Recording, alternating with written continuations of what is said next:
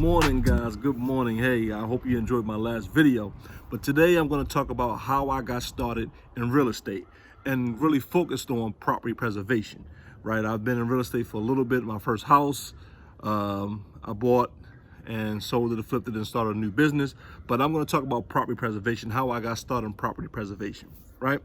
So if you haven't already, hit the like, subscribe, and the share button. I would appreciate it. You know, that helps us to grow this channel and get to other entrepreneurs that can help them to become successful.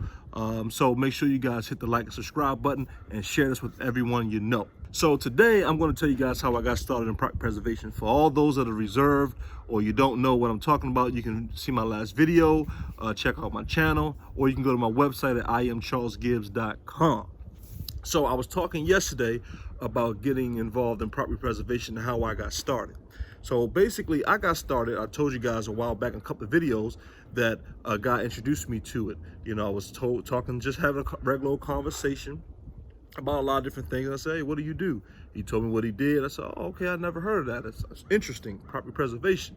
So we went over, he actually showed me in his back office how everything worked. Well, not everything, he just showed me, you know, the money that could be made from it. And I was like, okay, I'm in. Let me know more about it, you know, because I never heard about cleaning out houses and repairing houses and making sure that they keep the properties clean and tight and just making sure that everything is like it's supposed to be. I never heard of that in getting paid for it from the bank, right?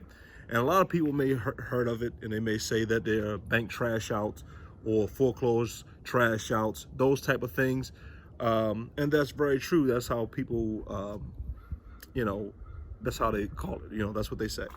So he told me about it and he said I called him and I said, okay, well, what do I have to do? So he told me what I needed to do, just go with these companies and go from there. And he left me, you know, and I called him and he didn't answer the phone anymore. He just left me out there. You know, that's kind of old school, just like, you know, I'm gonna tell you what to go do, you go do it, you know, and you figure it out, right? And I had time, so I figured it out. It took me a while. There wasn't anyone like me right now that's showing you guys or trying to teach you guys how to get involved in it. There was no YouTube video out about this when I first got into it. It was just, here's the information, figure it out, right? So when I started with about $500 worth of locks, and that's kind of where I started. Had a bag of tools, and that was it. And I'm here out on site today because I want to show you the vehicle that I started with, right? So this is the vehicle that I started with.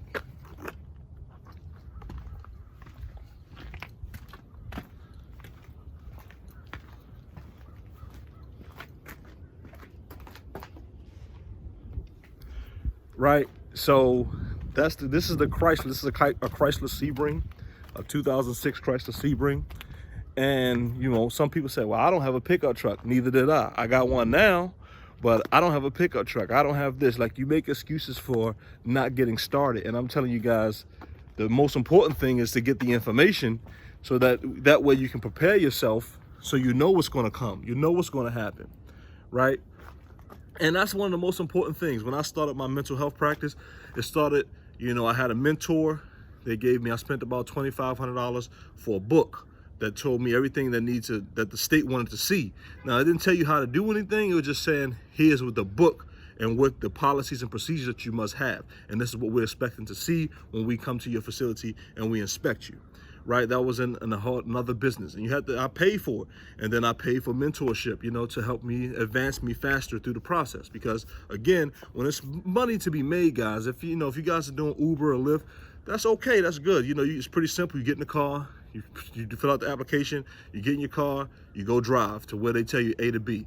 You know, business isn't like that. You know, you go in, you know, sometimes you have a mentor, sometimes you don't. If you're lucky, you do have a mentor. But if you don't, you go in, you figure it out, and now you got to figure out how to create your process, how you create your policy and your procedures. You know, you have to do that. That's a part of the business aspect of things and how you grow your business, right? So you want to know, if you haven't been in business or if you don't know this business, then you may not know that you need to fill out this, you need to do that. You know, one of my first jobs was to go out and change a lock, right? Like many people that, if you don't know what I'm talking about, it's fine. You'll learn that in my course at IamCharlesGibbs.com.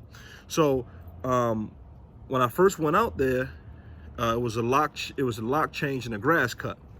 Now, guys, I just showed you guys that I'm in a Chrysler Sebring. There's no pickup bed, right? There's no pickup bed for this truck, for this car, right? So there's no pickup. So how do I get, first of all, I don't even have a lawnmower at the time because I had sold my lawnmower before I moved up here back to Baltimore. Now, I let this truck pass. Maybe they see my channel, I don't know. But anyway, so yeah, so I had to go, I didn't have a lawnmower, right? So I didn't care. This was my first assignment. This was one of my tests, right? They send you on tests to see what you know, see how good your pictures are. They want to see if you know the knowledge, have you gained the knowledge? You know, a lot of times the videos, don't worry about it because a lot of times the information they want you to know, everything they want you to know, they're gonna have a video for it. They expect you to know it. So that's why they make you go through this whole test. So they send a series of videos and you watch those videos and you take a test after it, acknowledging that you understand. Right? So I knew I had the knowledge. I had already had knowledge, you know, prior to this about, you know, when it comes to being handy and just redoing repairs and stuff like that, because that's how I sold my first property, by getting experience. You know, my father did a little old school, said, you know, hey, here's the house, go in there. He came in for a week or two and he left me for 2 months. Next thing you know, 2.5 months later, I flipped the property and sold it, you know, so that's how I got my first lick. Yeah, and that's kind of how I learn a lot of things. But I don't want to learn that way, but sometimes you do have to learn that way if no one has created a path for you to learn, haven't created a path to make it simple and, you know, giving you guidelines on how to do everything. You have to learn on your own. But anyway, back to the story. So I went to this process of trying to figure out what I need to do. So I didn't have a lawnmower. I had locks, so I knew I could change the locks. I didn't have a ladder.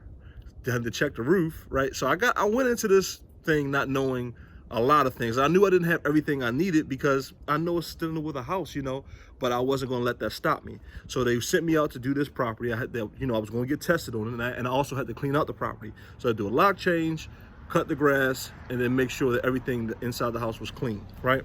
So I can do that. I can do the cleaning. I could change the locks.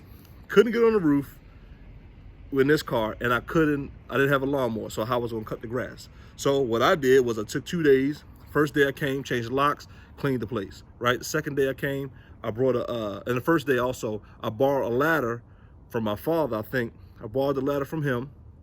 No, I had a ladder. Yes, I did have a ladder, but I couldn't get it there, right? So I got the ladder, put that in the day that I changed the locks, so I could check the roof and all that stuff. And so I did that one day. The next day, I asked my godfather could I borrow his lawnmower because I didn't have a lawnmower, right? So I didn't have a truck bed either. But what I did was open that trunk, got a bungee cord, threw the lawnmower in there, bungee corded, cut the grass, brought the lawnmower back, cleaned it up, filled it full of gas. That was it, right? So I'm trying to tell you guys, like, when you're getting started, sometimes it's not going to be perfect. You don't have everything you need, but you find a way to make it happen, if that's what you want to do, right? And now today, pickup truck, all that other stuff. Like I said, if I wasn't going to get a pickup truck unless it was going to make me money. That's kind of how I think, you know, and you got to start to think that same way. Oh, I don't have this. Oh, I don't have a car. Oh, I don't have all the equipment I need. You get the jobs, and you get the jobs to pay for the equipment. But I'm gonna show you in the course how you can bypass all that. And I should have used it when I first started, but I didn't. I was just, again, I wasn't gonna spend money until I know that this thing made me money. And that's kind of how I knew. Now I have proven this to you guys. You've seen me out here working. Now you don't have to guess. I'm telling you that it works. If I would have seen the video of somebody telling me this prior to, oh, I would have just went ahead and bought the stuff and put it on my credit or whatever, got a credit card and did it that way. But at the same time, I'm glad I did it the way I did it because I learned so much. Now I'm trying to shortcut your learning curve, right? I'm trying to make sure it's easy for you. So I'm telling you guys, it doesn't have to be perfect.